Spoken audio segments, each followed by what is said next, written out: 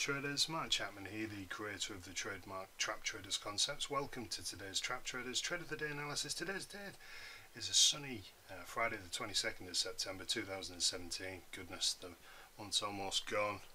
Winter is closing in fast, and we're going to take a look at, to cheer us up, we're going to take a look at trying to make some money in the pound dollar. This is a 30-minute chart, and obviously unless you've been living under a rock over the last week, we've had massive strength in sterling off the back of the Bank of England's interest rate announcement, which wasn't anything new, but it was in terms of the rate changing, but the votes split. There was two MPC members who voted in favour of a hike. One of them is known as a very dovish member, so their opinion that rates should be rising was taken very positively by the market, and obviously the subsequent comments by Mark Carney himself. As I said several times, I think he's bluffing. I think they're just trying to rein in sterling so that it eases the inflationary pressures, so that they don't actually have to raise interest rates. But nevertheless, the markets rallied off the back of it, and the pound exploded across the board. We did then have FOMC the other day, and this was what this big drop was. But if you've noticed, pretty much everything since then, since that strength in the dollar, everything has since pretty much retraced back to pre-FOMC levels. So it hasn't really detracted from sterling strength. But what is interesting about this chart is what we had on that top edge was a pretty nasty stop hunt. Here was your level, and traders would not necessarily be trading off that resistance. It's not really resistance at that point because it hasn't been touched, but it's been then touched a couple of times in there and then respected, and again in here.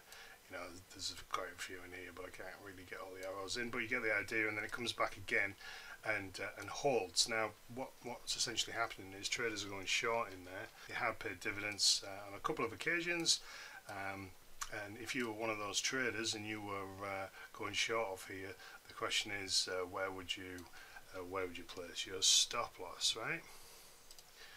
And the answer is above this level somewhere. So what we had in here was a stop hunt.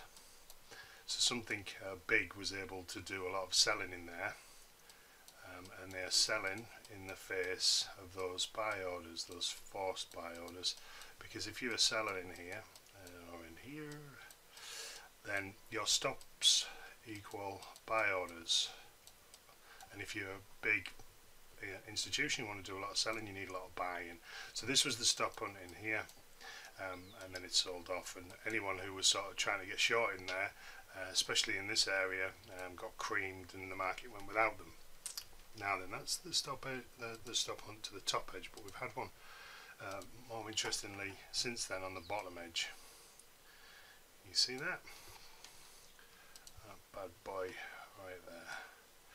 So again, anybody going long, it's just the reverse, right? Anyone going long will place the stops underneath that level in there, and if you're a buyer, then your stop loss is sell orders, and if you're a big institution and you want to do a lot of buying, then you're going to need a lot of selling to occur. So I think this has been a stop hunt, and I think a pullback into perhaps this prior area, if it gets there, would be a pretty decent place to get long.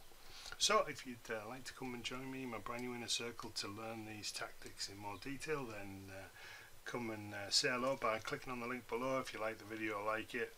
If you've got any comments, and if you've got any trading buddies that would benefit from what we have to say here, please feel free to share the video. Take care, have a lovely weekend, and I'll catch you next week.